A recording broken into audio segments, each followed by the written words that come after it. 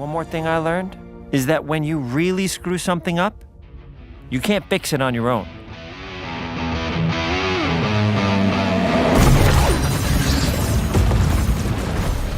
If you're not a Sonic fan, I don't think I know how to explain how it felt to watch this on opening day.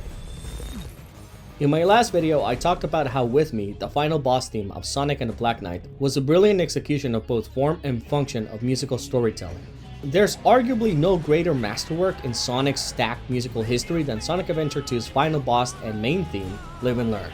Everything I said about With Me, Live and Learn does in spades. As the main theme, it encapsulates the story's themes, reflects the characters' feelings and lessons. But as the final boss theme, it makes it a high-stakes, emotionally charged battle for hope, dreams, and the future.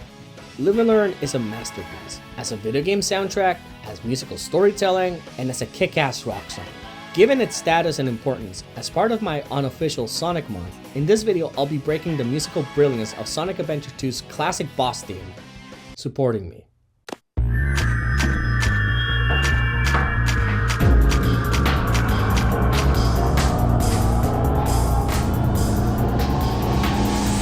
I genuinely do not know if Supporting Me is underrated or not. It certainly feels that way.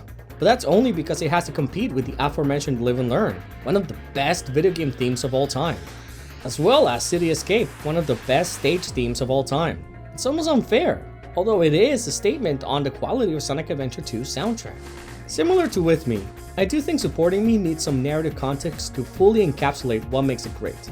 Spoilers, by the way. However, I would like to talk about the song in broad strokes first as a jumping off point before getting into the nitty-gritty of the instrumentation, arrangement, lyrics, plot, and themes. Supporting Me has a very hard goal to achieve. As part of a grander narrative, it must fit the scene. As a video game track, you must be able to listen to this song on a loop as you don't know how much time you're gonna spend on this stage or boss. Not to mention, Sonic Adventure 2 is an action platformer.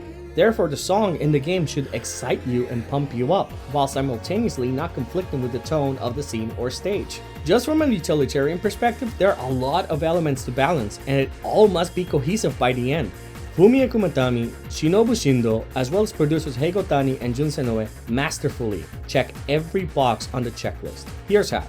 So what is going on in the scene? Supporting Me is the boss theme of the BioLizard boss battle, the prototype of the ultimate life form, i.e. Shadow the Hedgehog, created by Dr. Gerald Robotnik. Leading up to this battle, we learn through a video recording of Gerald's execution and his journal that the government raided Gerald's research facility, the Space Colony Arm, and in that raid, killed his granddaughter, Maria. Stricken by grief at the death of Maria and feeling enraged and betrayed, he reprogrammed Shadow, altering his memories, to set off a program that would send the Space Colony Ark to crash into Earth, killing all of humanity. As a failsafe, he placed the BioLizard as a guard dog to protect the cannon's core, the only thing that could stop this program. Shadow, having a change of heart and unlocking his true memories, where Maria's dying wish was to save humanity, not kill them, catches up to Sonic and faces off against the BioLizard, the physical and metaphorical manifestation of Gerald's wrath. With this very brief synopsis for context, let's start with the music. The song opens with an 8th note bass line and this soft screech that sounds like a scream or a roar, descending in volume and intensity as the synth rises in volume and tension. The guitar cuts through a very simple riff while the drum machine keeps a fast and steady hi-hat 16th note barrage. Then, after all of this, the music softens again, giving us our main riff on the synth before it all comes together with its extremely distorted vocals. After 8 bars, there is this beautiful break where the synth strings sound bright and melancholic, before falling back into the tense darkness with that guitar riff at the beginning. There's this other short bright break where afterwards, the distortion and noise become more dominant. The use of white noise and distortion in the song to add different sonic textures, no pun intended, is very clearly thought out, but more so in this section. I wanted to describe the song elements because Supporting Me, to me, is very visual. The production and sonic textures in the song paint a scene where you can directly map a compositional element to what's happening in the story. For instance, a big theme in Sonic Adventure 2 is artificial light.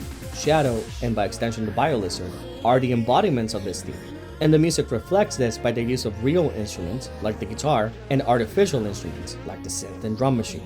Going one further, the strings could represent a direct marriage of artificial and natural. The screech at the beginning could be interpreted as the roar of the biolizard, and the crescendo that follows is the rising tension Shadow feels before engaging in the battle. This is what I mean by the song painting a scene.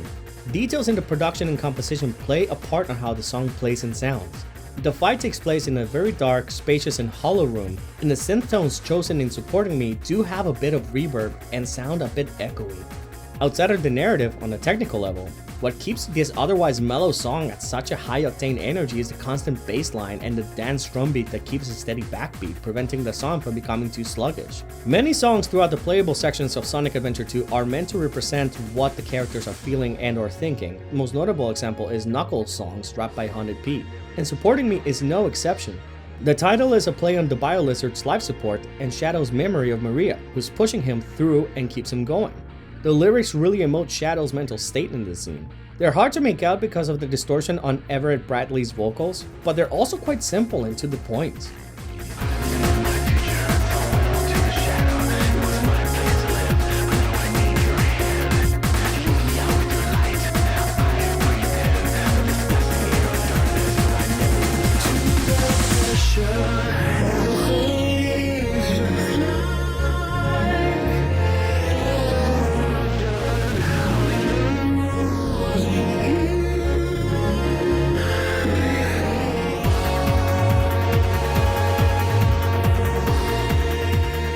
This last line to me is extremely heartbreaking because Shadow either realizes he's about to die, or that in fulfilling his wish to Maria, he might have to confront the fact that maybe none of his memories were real.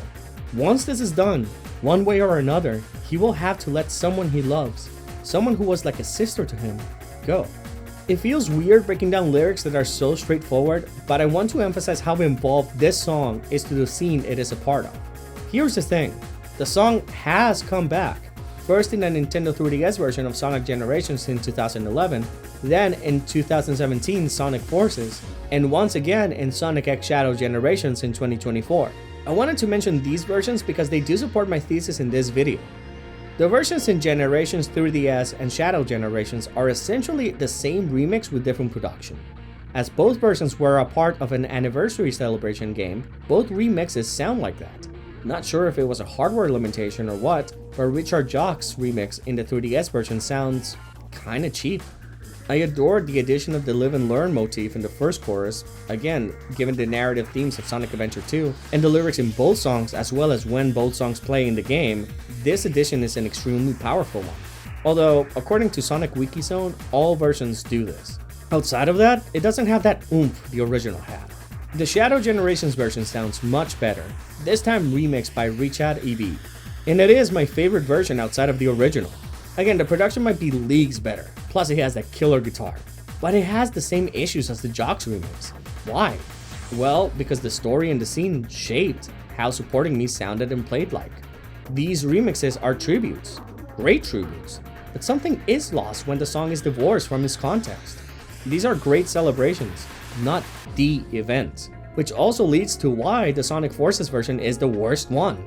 It is the one that's most distant from the original both in narrative context and musical arrangement. Even the lyrics are remixed in a way that I think makes them lose all their impact. In my video talking about Kamo Kamo Shikamo Ni Mo Kamo, I talked about how when you do a cover, you should think about why a song is written, arranged, and performed the way that it is. And Supporting Me is a great example of this. The further away you get from the original and its context in the narrative it is a part of, the more it loses what makes it special. Supporting Me is a masterclass in songwriting for narrative media, interactive or not. The song on its own is like watching a scene from a movie without the video. Still being able to tell what's going on when divorced of its intended context is an outstanding feat. Some songs that have achieved this are The Force Leitmotif in Star Wars or Wheel of Fortune in Pirates of the Caribbean Dead Man's Chest. The instruments, the arrangement, the production, the vocals, the effects, it all comes together to create an atmosphere, setting, and story. And therefore, I am in sheer awe of the craftsmanship found in Supporting Me.